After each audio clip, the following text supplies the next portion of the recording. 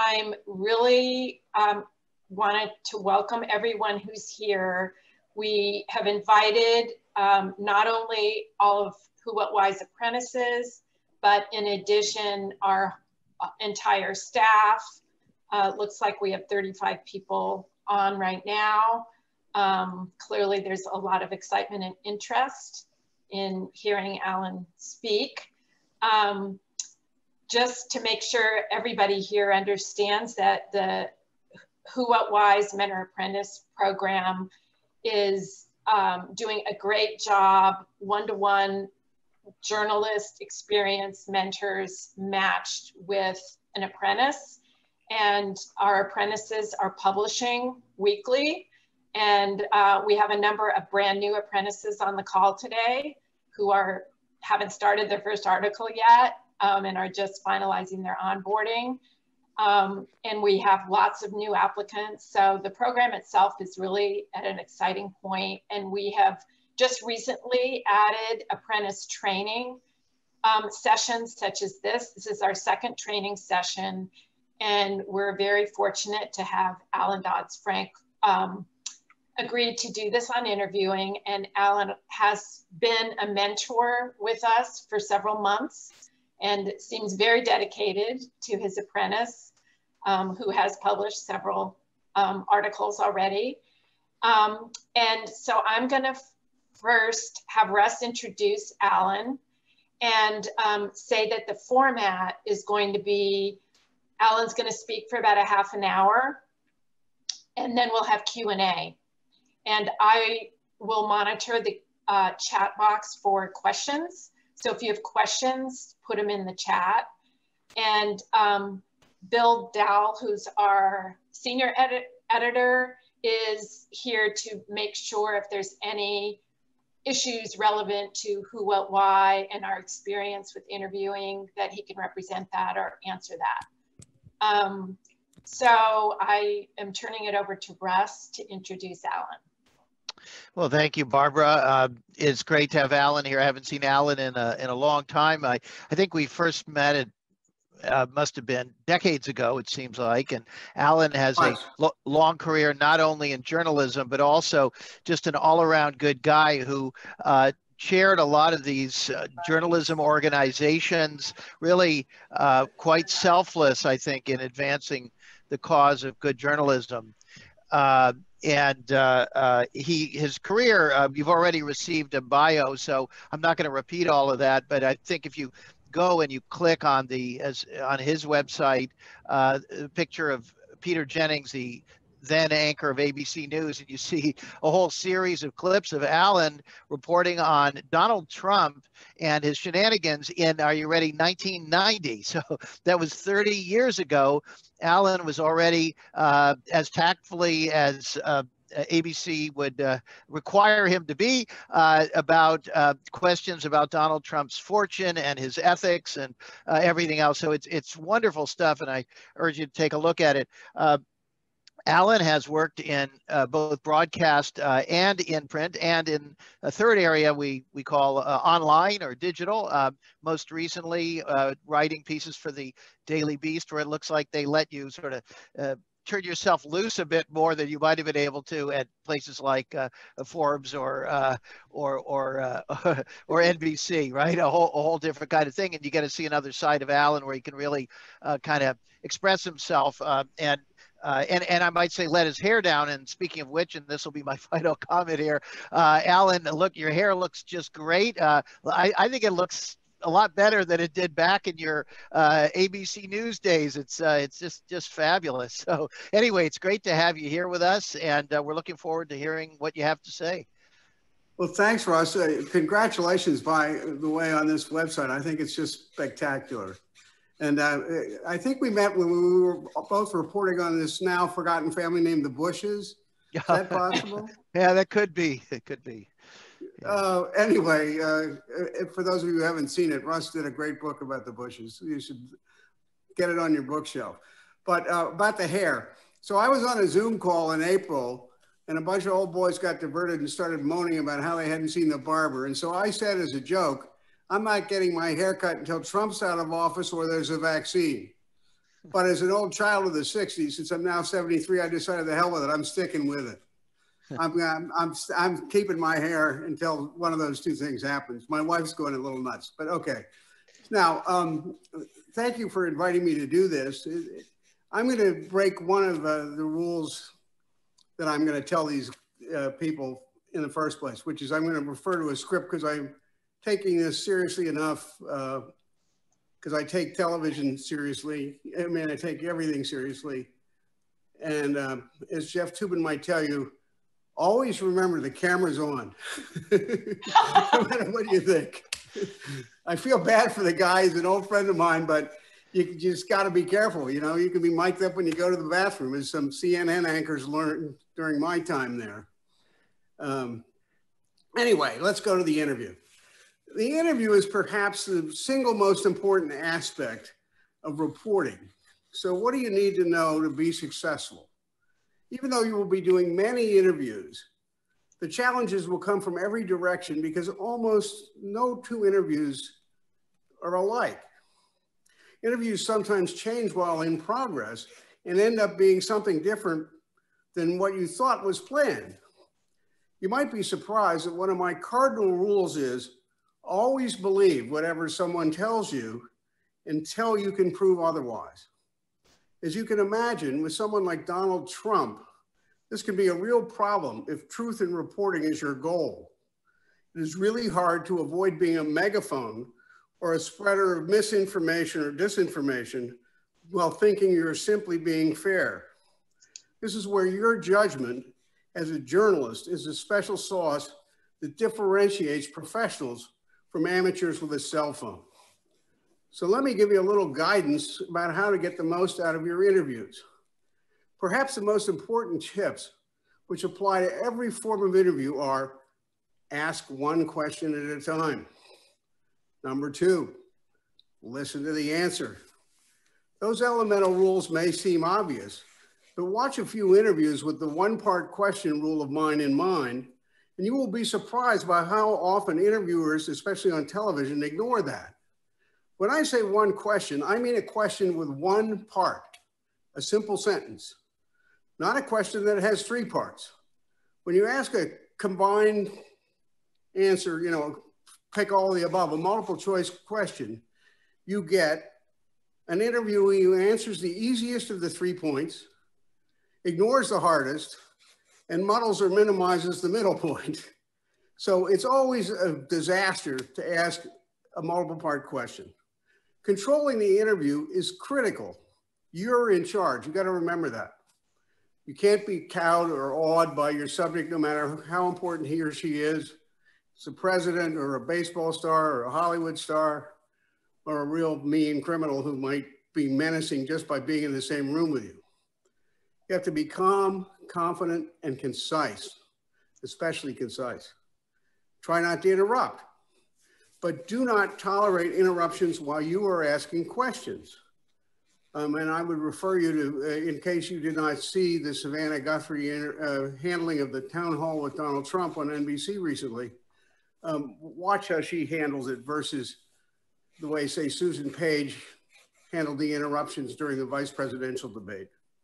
If you're a woman, it's especially important not to let yourself be steamroller, because men are used to doing it and women often don't assert themselves enough, especially in an interview situation like that. So anyway, back to what you need to do for an interview. First, do as much background reporting as possible so you really know who the interviewee is and what the subjects of the day are. And remember, you do not have to recite much of your homework to your audience. You watch anchors do this. They'll give this long précis to a question that's theoretically educating the audience like they're the smart third grader showing off to their teacher. And it's half the time they're full of misinformation, half correct facts. There is no such thing as a half correct fact, by the way. You get the idea. And the people will not correct them. So they just go on and on and on saying the wrong thing, thinking they're informing their audience, but in fact, they're doing them a disservice. Because the point is to hear the person who's being interviewed, not the person who's asking the questions. So you want the interviewee to talk, not you. People like to talk about themselves, and that is important, especially if you hit a rough patch in an interview and it feels as though your subject wants to wriggle off the hook. You reel the interview back in by shifting gears with a question about something personal or related to family, or something that turns down the heat just a little bit, but doesn't lose focus, doesn't surrender control of the interview. You just got to keep people, there's a dynamic, it's almost like a boxing match sometimes. Of course, that depends on what kind of interview you're going to do. We'll get into that in a minute. Now, despite what some TV personalities think, talking more does not mean you're getting smarter by the word. I mean, my late stepmother was a tough magazine editor, and when I thought I'd finally written an outstanding story for at my first job, the Anchorage Daily News, I sent it to her and heard nothing. So when I asked her what she thought, she said, "Remember, Alan, the fewer words you use to say the same thing, the more you'll get paid." That was really good advice, and it still holds true for how one conducts an interview as well. You're almost never reporting on yourself. I mean, resist the temptation to think the interview's about you. It's not. It might be nice to have.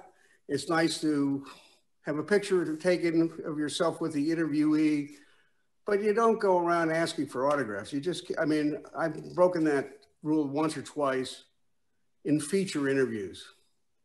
I once did a half-an-hour special with Arnold Palmer, and I asked him to autograph a book, but Arnold Palmer was famous for giving everybody autographs because he hated people selling his autographs on the internet. So he decided he was going to demean the price of his autograph by signing anything that anybody handed him. Anyway, that's a sidebar. So before I get to the techniques, let me go over some of the basics and the mechanics that are so important. First thing is, what's your first question? And in my opinion, it should always be, please tell me your name, spell it, and give me your correct title. Because even if we look at one of the vice presidential candidates these days, knowing how to pronounce someone's name is best learned from the person herself or himself. And spelling can be really tricky.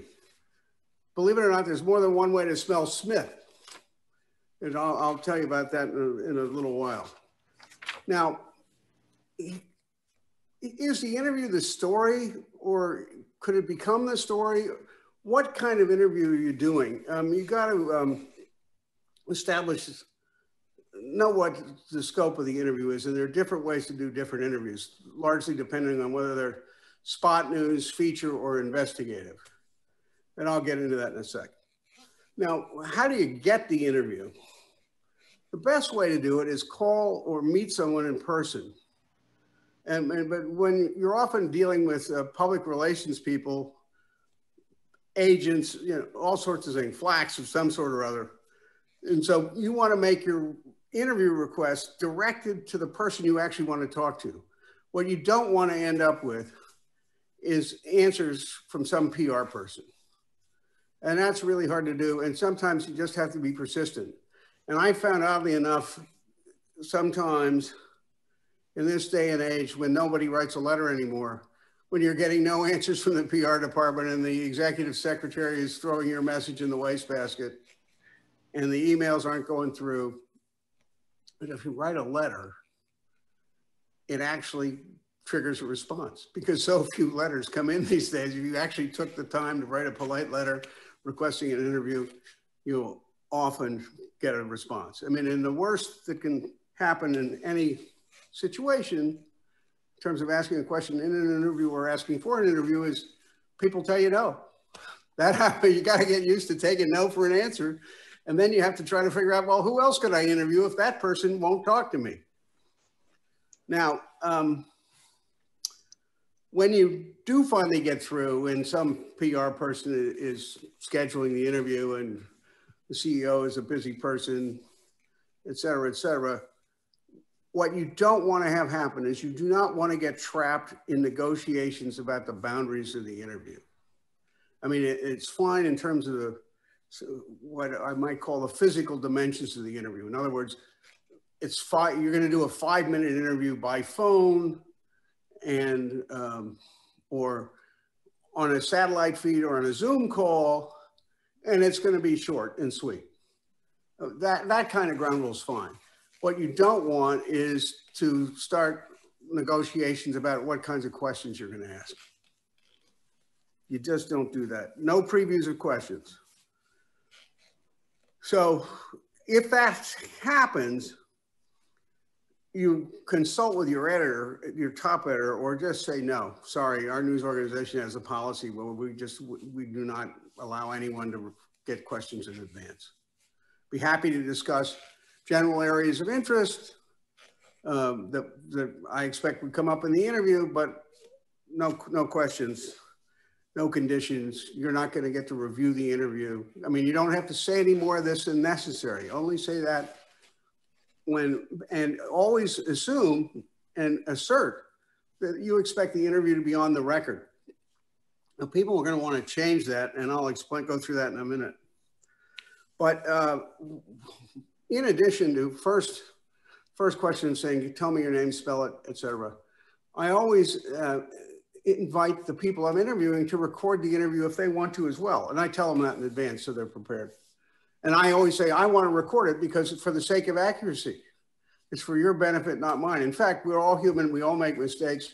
I've made mistakes in interviews on deadline, gone on the air and said something, and the person calls back. In one case, it was Governor Walter Hickel of Alaska, who was at the time the Secretary of Interior, and under Richard Nixon. And he was right, and I was wrong when I listened to the tape. And I had missed one key word. It was the word not. It was a denial of something, and I had said he admitted it. Well, I forget what it is now, 50 years later. But it was important that I had the tape. And actually, it probably saved me because we printed a fulsome correction and admitted our error. That's, you got to do that. And in fact, if you go through the ABC clips that Russ mentioned of me with Donald Trump, the last clip has a mistake I made in the closing stand-up. I wonder if anybody who's seen it, and you can tell me during the questions, caught the mistake. I'll tell you what it is later on. So you don't agree to questions being reviewed. You try not to take any ground rules, no readbacks, no quote approval. The only time I would read a quote back is if for some reason I hadn't recorded it, my tape recorder had fritzed, and my notes were incomplete, and I wanted to go back to the subject and say, this is how I took this quote down, but I didn't get it down exactly or verbatim, and so I want to make sure that this is what you said or meant to say. That's the only way to handle that when that comes up. Now, your editor should fly cover for you when people try to convince you that you got to turn over your questions. Don't do it.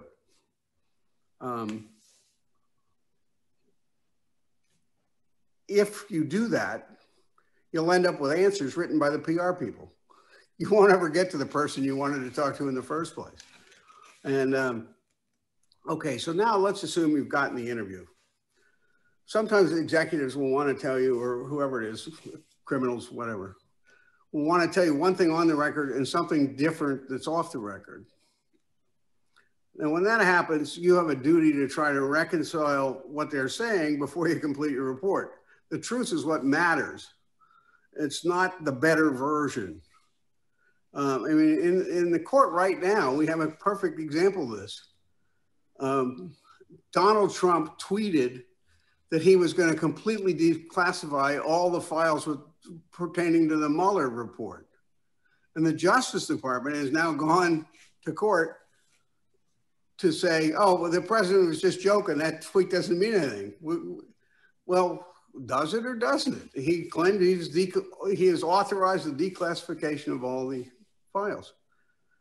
So was he joking? I mean, that's not a condition that you can accept. and you can't accept it in any kind of story.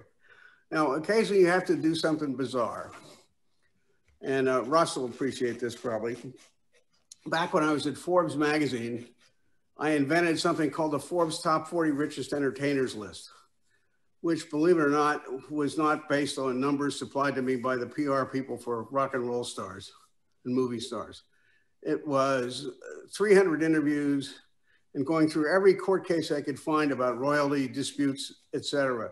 And so I created formulas for how people generated revenue in the entertainment business. And I really learned how to understand the deals by reading the documents.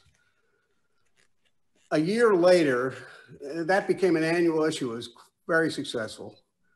In fact, the only person who disputed the numbers was Tom Cruise, because the Church of Scientology was trying to hide its stuff for a change. Anyway, so a year later, I'm doing a follow-up, and we settle on the Grateful Dead. I'm sure many of you know who the Grateful Dead are. And I spent a week touring the West Coast with the Grateful Dead.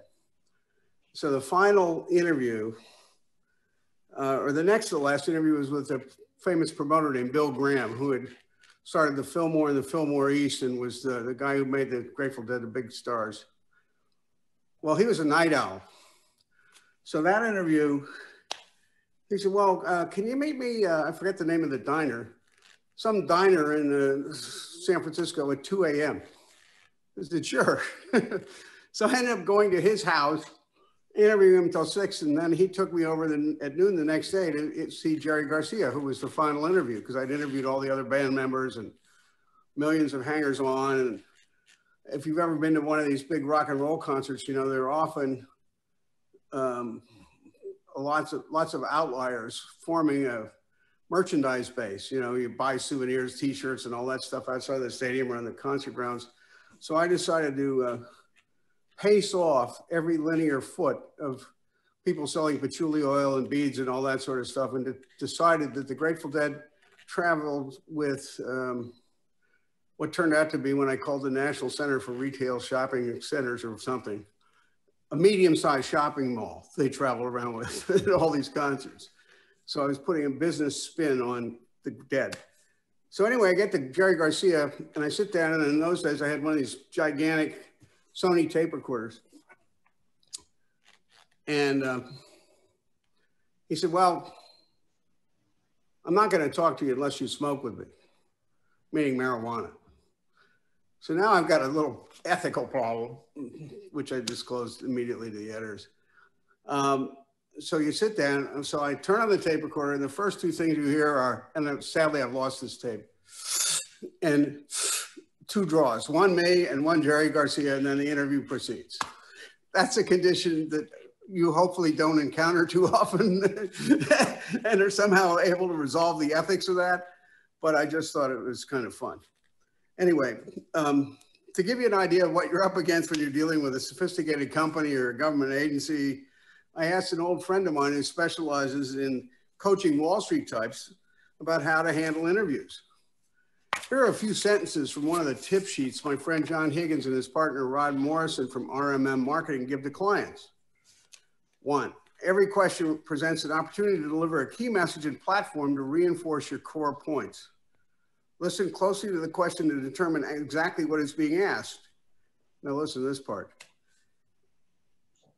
This memo, by the way, confirms everything I always suspected about flags.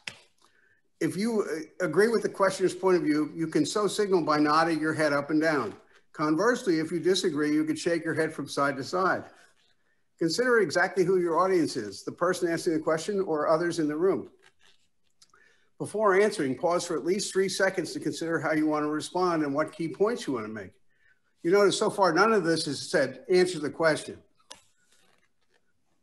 Lead from strength, state a positive message, then support your point with evidence, including facts, statistics, personal experience, examples, blah, blah, blah. Never repeat a negative. If the question deals with a sensitive issue, rephrase it and put the subject into a context that is more favorable for you. For example, if I understand your question correctly, you are asking, answer the question first and then provide the supporting rationale. Excuse me. If the question deals with a sensitive or difficult issue that you must address in order to maintain credibility, you can do so, but not at the beginning of the answer. Lead with your positive message. In other words, mention my book. Then before concluding, you can state your give point. For example, yes, it is true that, but conclude on a positive note. Look directly at the person who asked the question, smile and respond. Once you have responded, never ask, did I answer your question? Because if the person says no, you have nowhere to go. So just think about that. When you're doing an interview, controlling how the interview goes is really critical. And the best way to begin thinking about how to do that is think about why the person has agreed to talk to you. What is that person going to accomplish? What does that person have to gain by giving you an interview? You need to know that perspective when you begin, because it really helps to guide how you are handling what's going on. So when you get the interview and you want to control it, you want to be respectful, courteous, on time, no previews of the questions, try to make the subject comfortable. As a TV reporter, I learned about the differences between being a print and TV reporter. Although for the people on this call, I think the distinction is vanishing because everybody has to be a multimedia reporter. You have to do the story in video and audio and et cetera. So, but just think about this. As a TV reporter, I learned that warming up a subject by test driving a question, which they always wanted to do, was always a mistake. Because the first time you ask a question is when you're going to almost always get the best answer, the shortest and closest to the point. Because the more time you give somebody to ask, to rehearse the critical question, the more stuff they're going to add. And then it just becomes cumbersome and not informative and hard to deal with as a reporter and editor, because now you have to parse out all this junk instead of having a straight answer, because there's nothing like a straight answer. Now, when you take notes, so another thing about that, as a TV reporter, you learn to ask, and this is often handy, whether you're print or TV, open-ended questions rather than yes or no questions. Yes or no question is helpful if you're in print because there's a certain absoluteness to it. Did you shoot your wife? Yes or no? Unless, of course, you run into a smart criminal defense lawyer who then, when you're the client, says, who else have you told this to? Because the answer is driven by the motivation of the person who's giving it, and or in a case of an investigative interview, possibly fear. So they're worried about self-intimidation. So yes or no questions can narrow the thing, assuming that the question's exactly right on the fact. If it's something that's abstract, a yes or no answer is not good, because then you can be accused of making assumptions and presumptions about what you have been told. I mean, Trump is an expert at not answering the question and deflecting it or saying I might have and I might not have. And so then you have it's like trying to grab a bowl of Jell-O. So when that happens, you have to be able to circle back and re-ask the question in a different form that may get you to the right answer, or at least an answer you could accept. So anyway, taking notes is important, and as are having a list of questions, but you don't want to let them distract you. The only problem with a list of questions is you get tempted to follow your list instead of listening to the answer you got to the last question. Because before you go back to your list, you should really be listening to the question you just asked, to the answer, because that response may take you in a totally different and more important direction. Remember, people come in with preconceived views of reporters. First of all, I mean, especially in this day and age with Trump spouting off, they will think that you're somehow corrupt, or you're not very smart, or you don't have any ethics. And people who don't understand off the record or on the record, it depends on how sophisticated the person you're interviewing. Unsophisticated people will say to you something off the record because they think it means you're so unscrupulous that you're automatically going to print it. And they'll say, off the record, my boss is a great guy, which of course is nonsense. So it's important to explain to the people who you are interviewing, assuming it's a longer interview, and we'll get to that, the difference between off the record, not for attribution, and off the record. You should always try to have your interviews strictly on the record, as Bob Woodward did with his book, Rage, and 18 interviews he did with Donald Trump, a book I recommend to you all to read, especially since you can see the interviews and see how Woodward handled asking questions.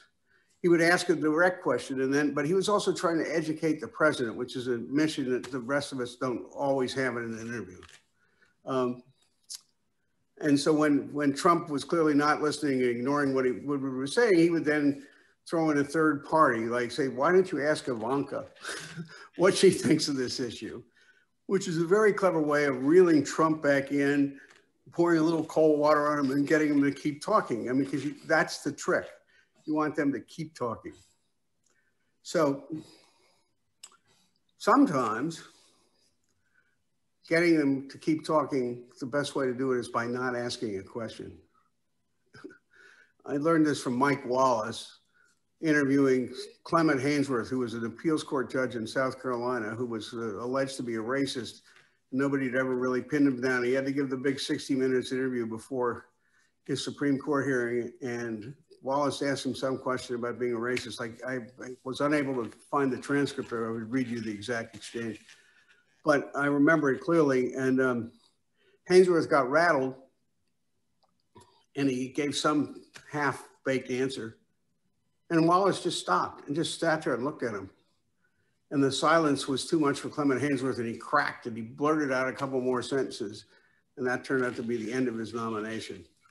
So you got to let silence work for you sometime. You know, don't rush through your agenda. You got to make sure that you ask the most important questions first if it's a short interview. If it's a longer interview, then you can play a little bit more with the pace. Now, back to the mechanics for a second. You know, I said always record. Another thing I find handy, and it's better to do it before the interview rather than later in case the interview goes badly, is to try to exchange cell phone information with the principal so you're not dealing with a PR person. And so ask for the cell phone, email, and say, hey, oh, let me take your picture so it's in contacts. You know, I make a lame joke sometimes, so if you call and I'm on the phone with the Pope, I know to put him on hold so I can take your call. But you can do a better joke than that. But it might be, if you're in an investigative interview time, that's the only time you can have a picture of this person. And sometimes that can be invaluable, especially if it's an investigative piece and it's someone who's trying to avoid the press. But okay, so let's talk about what kind of interview you're doing. If it's a short interview, then you got to get straight to the point. If you know it's a 5-minute spot news interview, it's about what happened today, your company's earnings, or how your prospects are for running for office, or if it's a celebrity, your next movie. That's a different scene than an interview that might be a spot interview, but it's because you're on a beat. And so it's the prosecutor you cover, whose office you cover. And you might interview that prosecutor twice a week, or be at a press conference with them twice a week or every 10 days. And you gotta figure out your approach. I mean, it's the perennial problem of being on the White House press corps. You know, if you ask too nasty a question, they'll relegate you to the second bus, which is why I never wanted to cover the White House, although I did once. But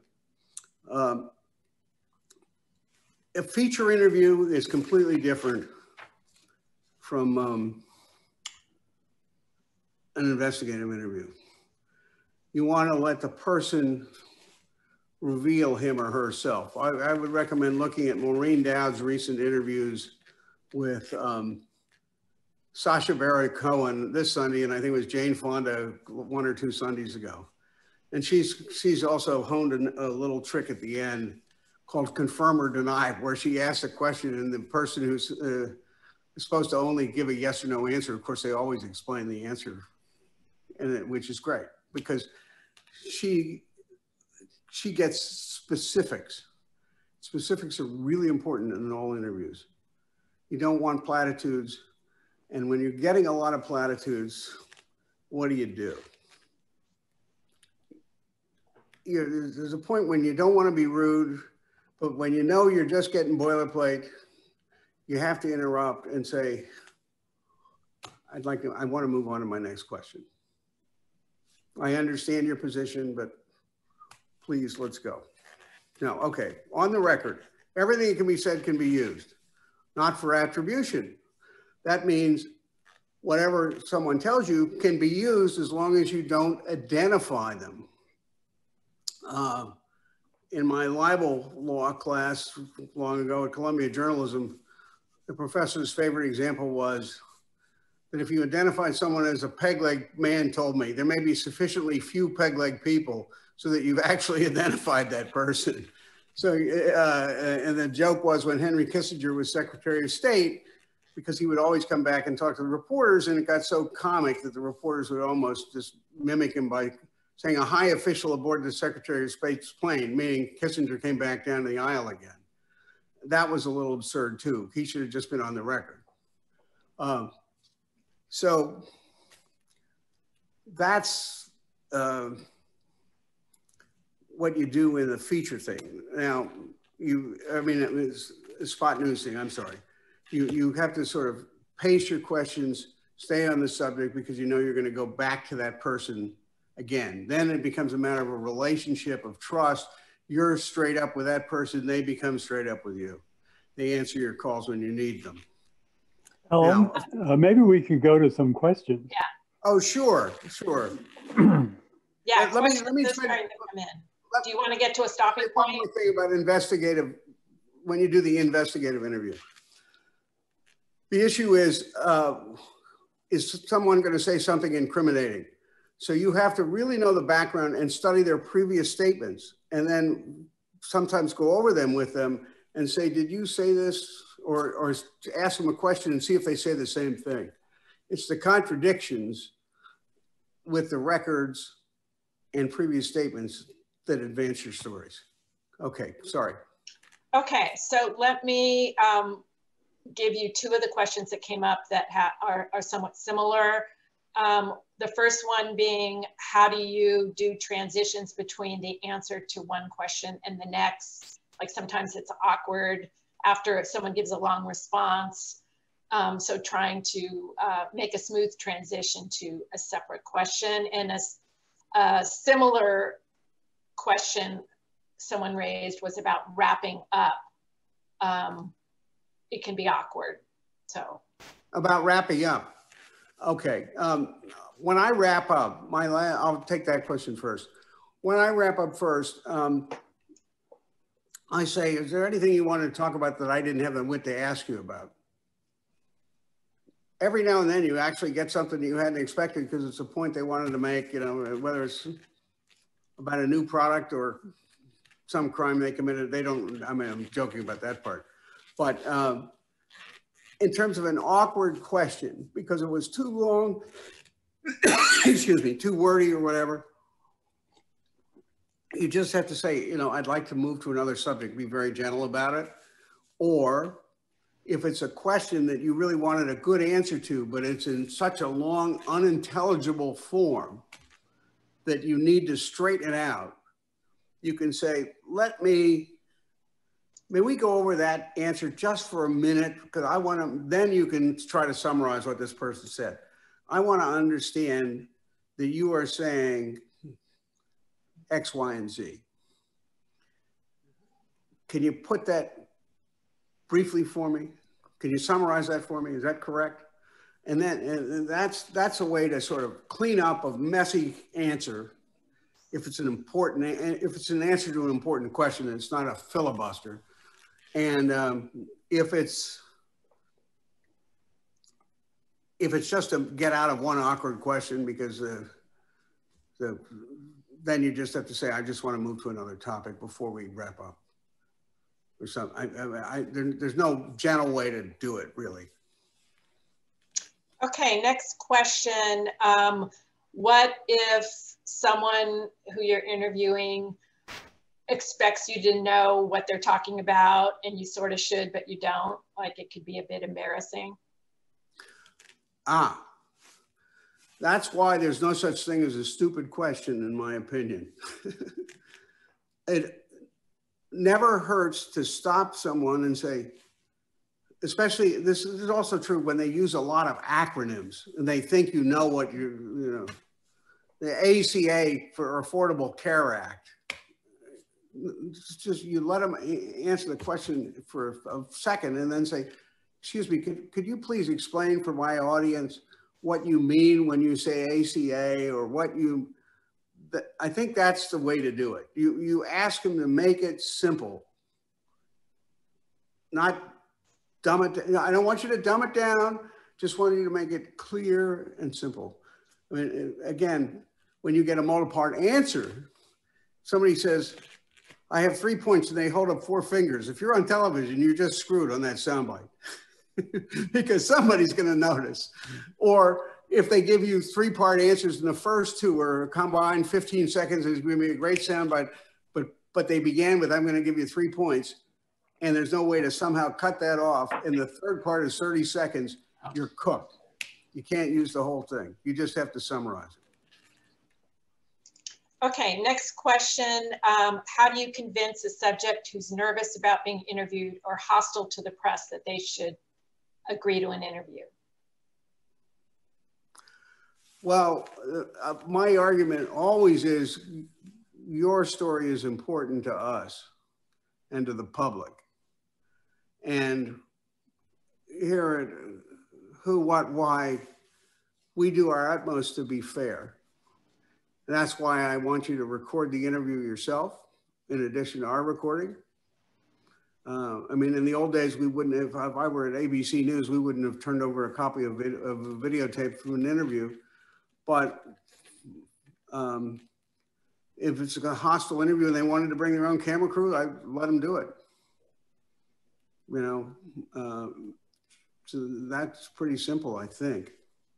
I mean, people, you have to try to convince them, whoever it is, why it's in their self-interest to give you the interview. And sometimes it might be only, you know, if it's a police department, it's to inform the public, or you have a duty if it's a government official. Different motives for different folks.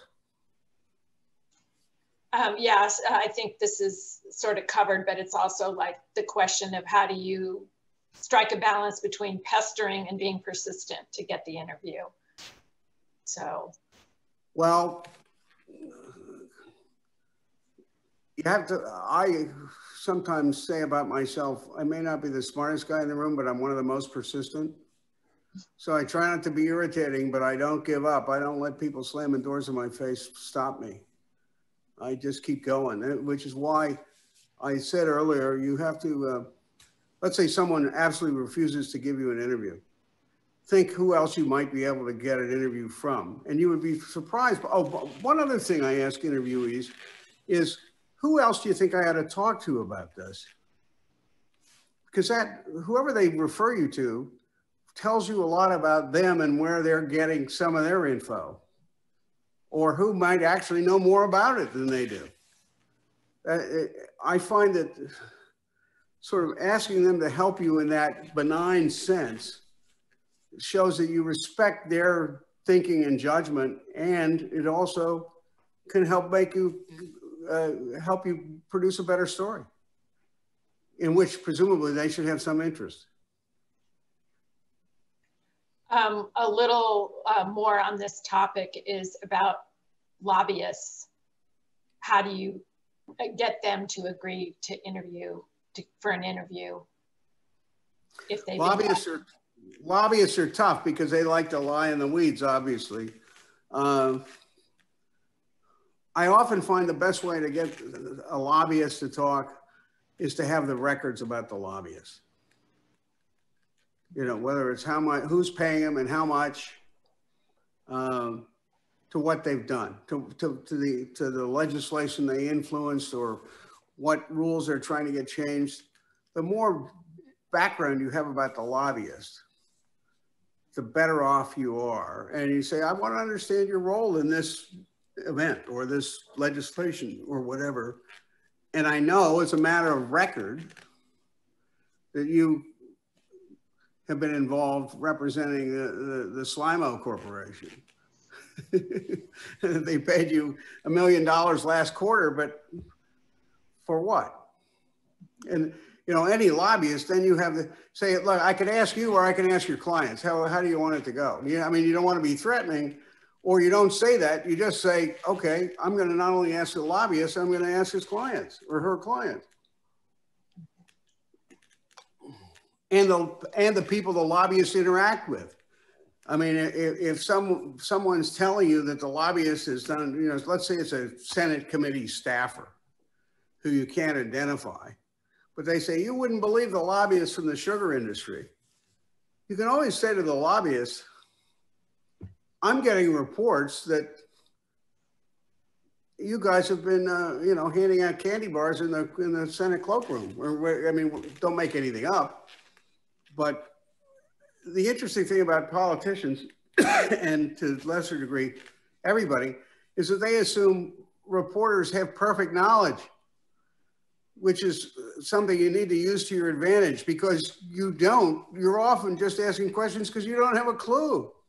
Well, I don't mean you're on a fishing expedition. You're in the sort of the right general direction, but you have no idea that the congressman just had 50 parking tickets fixed by the Capitol Police until you ask, oh, by the way, I know you're getting free checking from the House.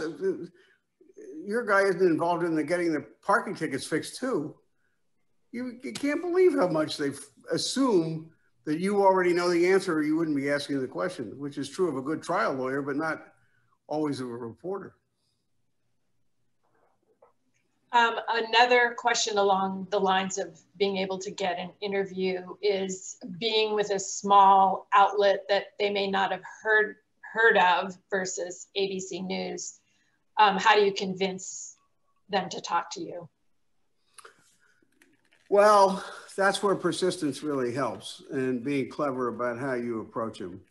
I mean, the trouble is that, you know, these people behave based on your audience and whether they know you. But you can either tell them something about the news organization you're representing, you know, that we're let's say it's this group. We're a growing investigative journalism website. We had, if you want to give them the numbers, or if the numbers are too small, just say, send them a link to the website and say, take a look. Here's what we do. And by the way, after you've done that, I'll call you back tomorrow. And or email you. Well, by the way, as a courtesy, by the way, after a big interview, I often alert people, although you can get ahead of yourself. Once I know that something is going to air or be published. But the trouble is, if you tell somebody that something's going to be aired and a plane goes down and it doesn't get on the air, then it's a bad oops. And some news organizations have policies that you can't do that. You certainly don't send the story to anybody except in the version that it's already on the website or the network or in the magazine. But I think as a matter of courtesy, since they gave you the time for the interview, you can say, I'll get in touch with you.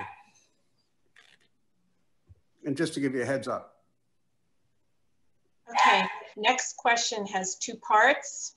Part one, for investigative. Barking, right? Yeah, that's your dog, right? He's barking at Millie's cat. Yeah. Okay, go ahead. So this one is two parts. Part one, for investigative work, do you have any tips on finding stories? Do you have any interesting examples in stories, which I know you do? Part 2, do you have any go-to documents or resources you use to get an idea of what's going on, i.e. Form 990s or court documents? How about specifically for white-collar crime? Okay. The answer is yes. I read a lot of news organization stories, and I often find, I got to let my dog out, I'm sorry. It's silly, but otherwise he's going to talk over me the whole time. You can find the lead for a story sometimes in the 18th paragraph of a New York Times story, or a Washington Post story, or a Wall Street Journal story. I'll be right back. So I'll give you a good example of sometimes you just think about stories, common sense approach that are beyond what the headline is.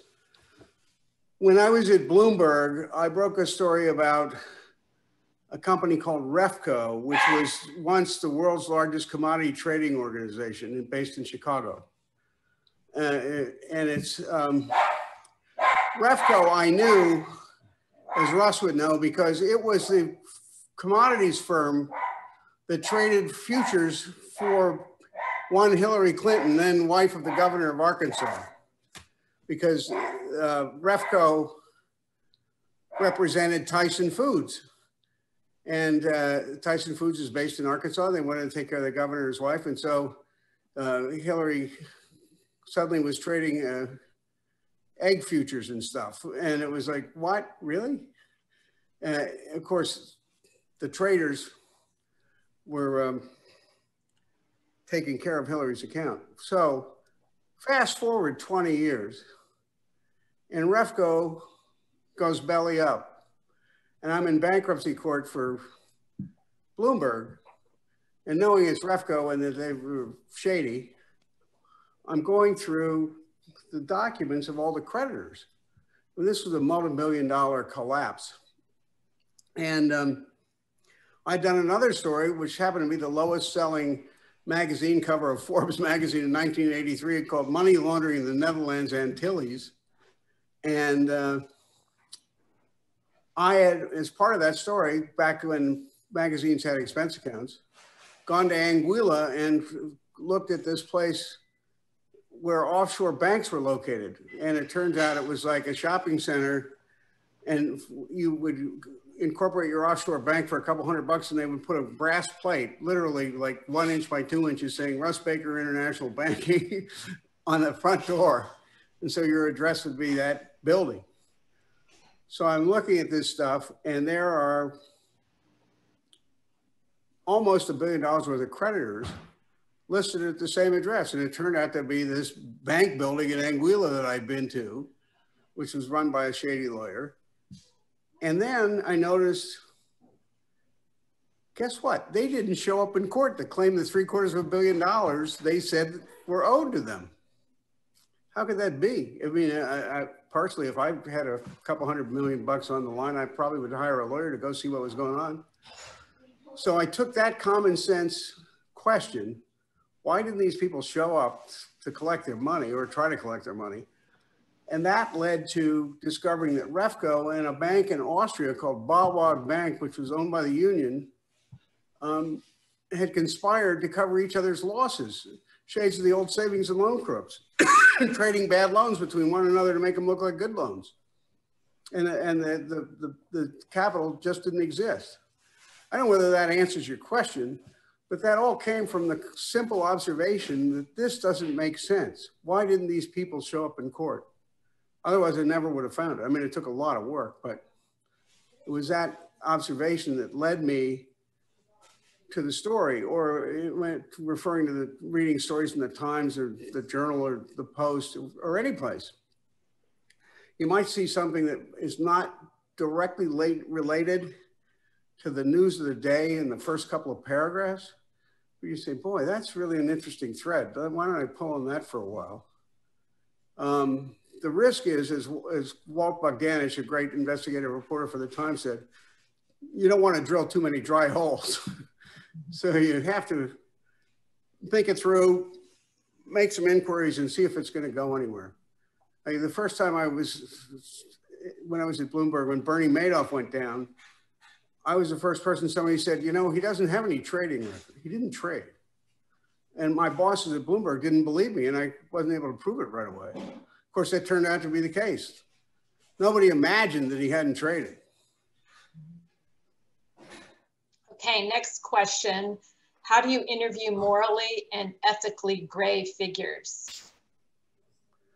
Say that again? How do you interview morally and ethically gray figures?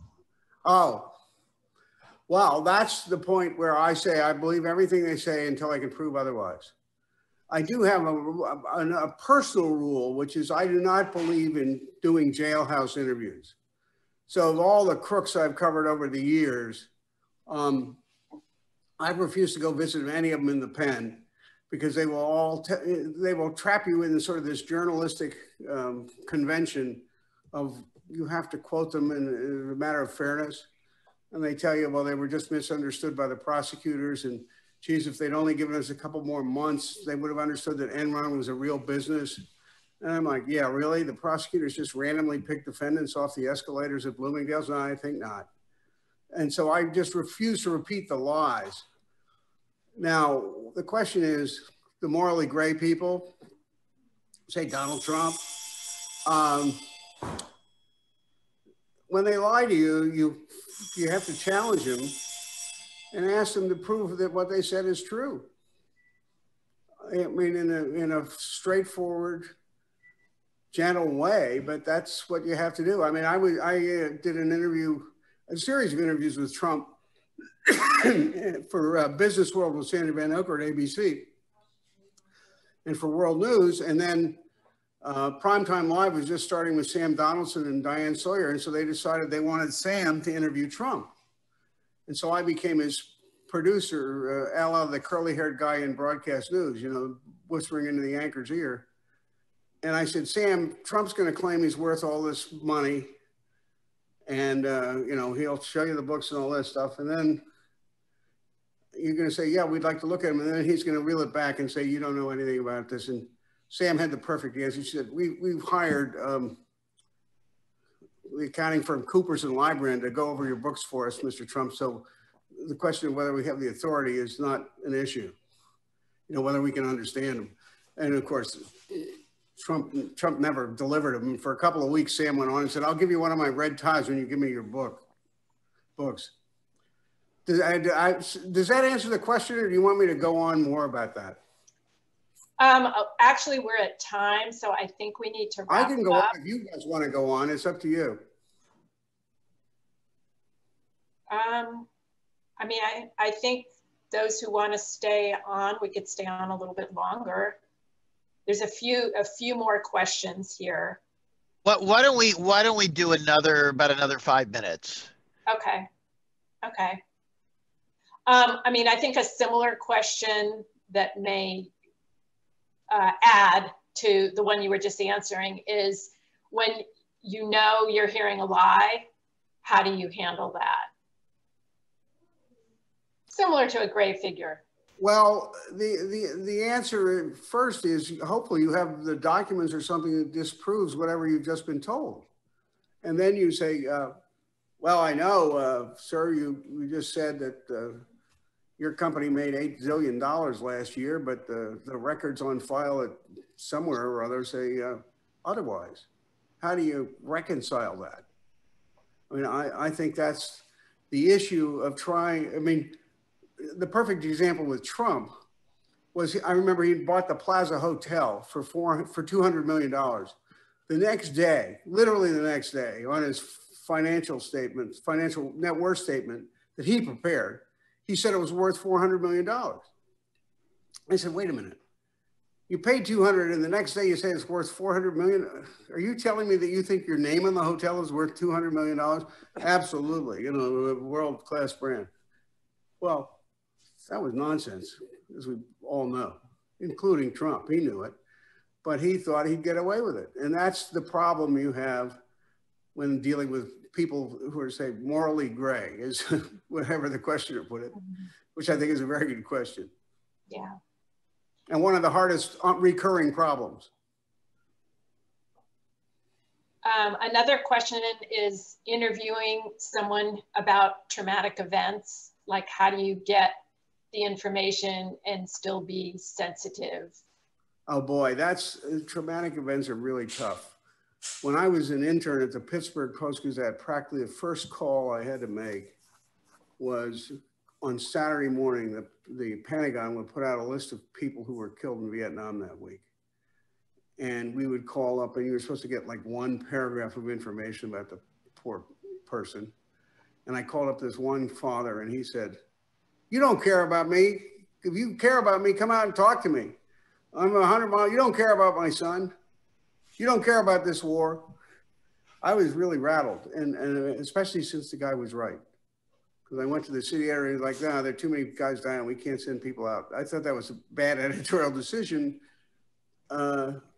On the other hand, in the case of Madoff, the victims, or in the case of a murder I covered in Virginia for the Washington Star, which I tracked down because it turned out the victim was named Smith, but it was spelled S-M-Y-T-H-E. So I was before the Washington Post could go through all the Smiths in the phone book. And after I'd gone through all the Smiths in the phone book, I chose an alternate spelling.